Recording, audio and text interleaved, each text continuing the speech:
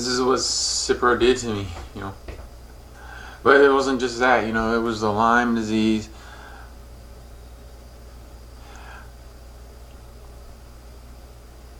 I had a condo. I could have gotten my own condo in Chesapeake, Virginia. But I balked because I was afraid of responsibility and I was just afraid of things messing up. You know, my roommate at the time told me that the person that I was moving in with was not reliable with the rent and stuff. But I should have known better because he was a great guy, and he, you know, that's all that matters. And I didn't get the condo, and everything is just trash because of that. You know, like I imagine me and him in that condo and going to the local market there and hanging out and having a good time. You know, the mom and pop places is what it's all about. It's not about the big chains. It's all about the mom and pop places. That's where all the good people are.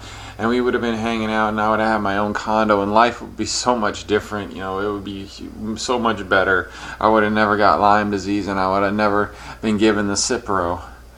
And you know, you see videos of me. The videos you see of me are when I am pretty normal, actually. You know, you don't see the videos, you don't see the day after day of me screaming and tormented and going crazy, you know, living with my mom or here in Tennessee. You don't see videos of that, you know. You don't see that, you know. And that's from the Cipro and the Lyme, and it just destroying my life and everything that was possible that is now impossible. You don't see that. You know, nobody sees that. That's behind the scenes, the way the drug companies want it, you know.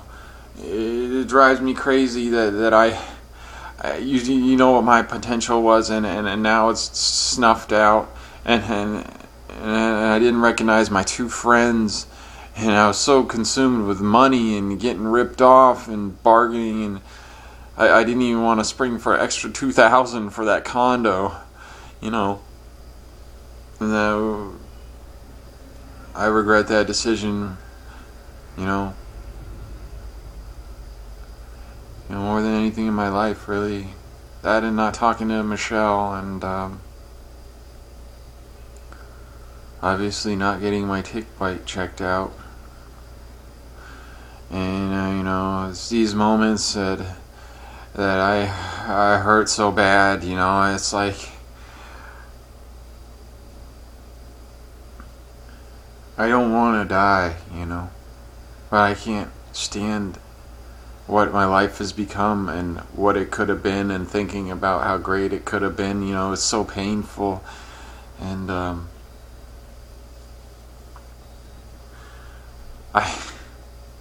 it's the same story, you know, and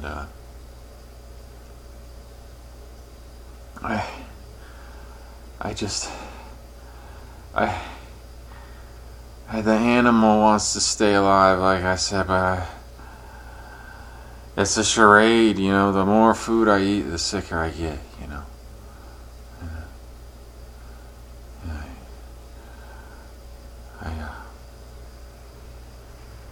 I went outside, and I go outside, and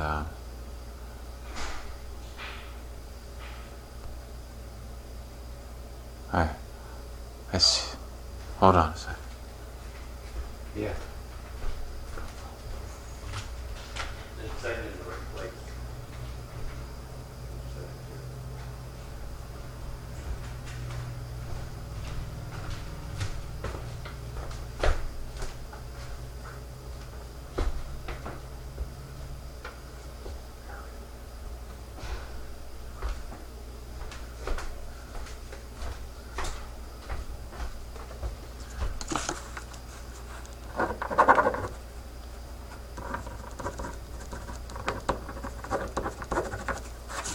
One more second.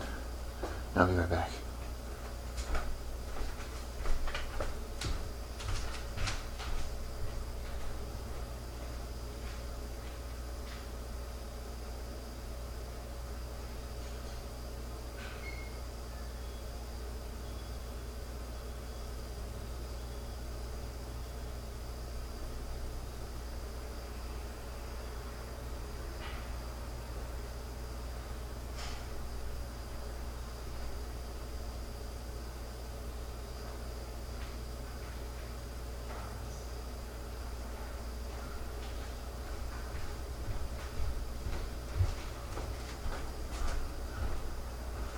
sorry, but just to eat and just to be alive, it's not enough.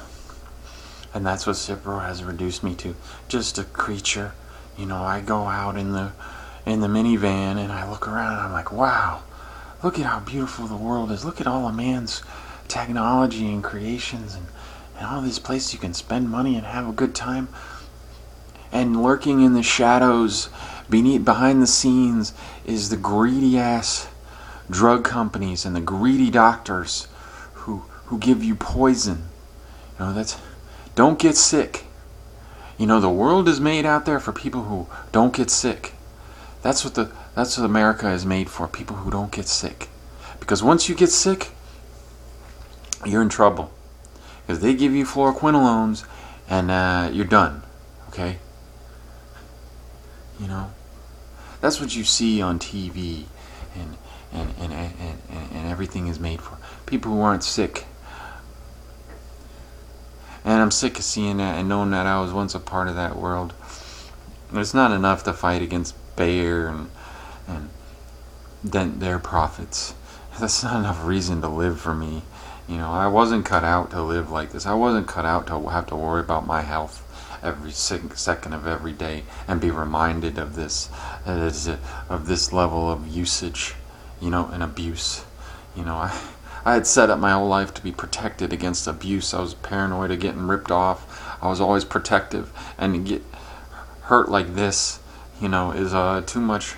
It's just not in my nature to handle it, and that's why I'm telling you. I've told you before. The walk in the park is inevitable. What is very difficult, because the animal wants to live. And the sad part of me wants to live just out of remembrance of the past, Like as if the past is still alive, there's a piece of me that wants to live. But I know it's false, and I know nothing will ever.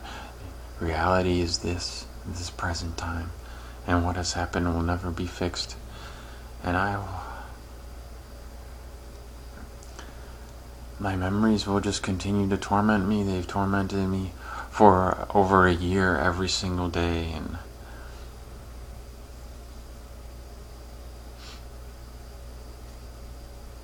maybe 1 or 2 days I was playing poker. I wasn't quite so tormented, but it wears off and the haunt returns, and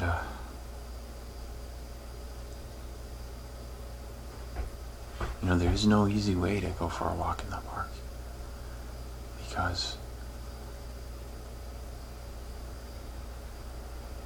it's painful. It's going to be the most painful thing I've ever experienced in my life. Not only the most painful, but the scariest. Just think about that feeling right before you're about to go. I've sort of had that feeling before. When I was but I just wanted to say in this video, you don't see the horror of what Cipro really did to my life, because you only see these videos. You don't see the months after months of torment with my mom and in here, and just the screams and the wails and the crying to God and all that stuff. You don't see that, but that goes on, and God doesn't answer. There is no God.